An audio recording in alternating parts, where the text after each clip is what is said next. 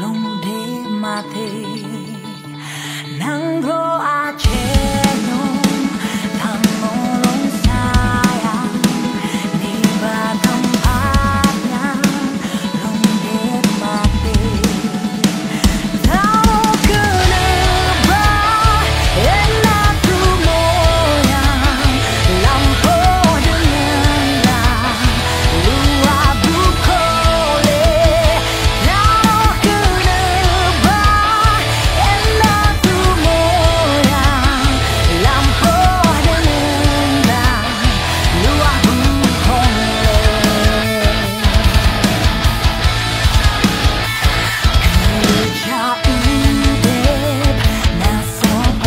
Kami sebagai masyarakat Aceh Barat mengucapkan terima kasih kepada Bang Rifki, Bang Tengku Rifki Harsha yang sangat peduli kepada masyarakat Aceh Barat. Baik biaya siswa dan juga bantuan-bantuan untuk masyarakat kita berupa sembako dan sangat terasa bagi masyarakat kita. Jadi kalau bapak ibu-ibu dan bapak Rifki dan bapak lain di pegang abah, di pegang abah lu lihat. Memang tu lu pegang abah. Katanya lewurung gunung. Abang ni itu nan bak abang ni bak belum nan beli tu. Lu pegang helom nan beli Abdul Hadi. Cuma dia akan kaplu. Bukan ni kaplu roje. Lihat dia itu ni, ni galak ke lewung pegang.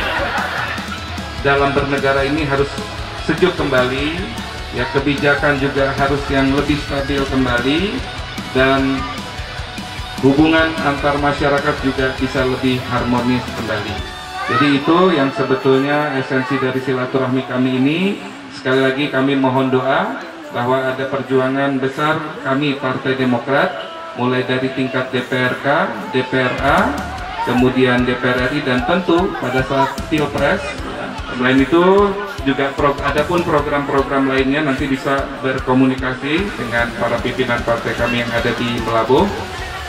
Biasanya kami juga ada bantuan-bantuan lain berupa beasiswa ataupun di bentuk-bentuk lain, seperti di pertanian, pendidikan. Tidak bisa semuanya, tetapi mungkin sebagian kita bisa turut membantu meringankan. Mungkin وفي الآخرة حسنة وقنا عذاب النار وصلى الله على سيدنا محمد وعلى آله وصحبه أجمعين والحمد لله رب العالمين أجمعين. الفاتحة.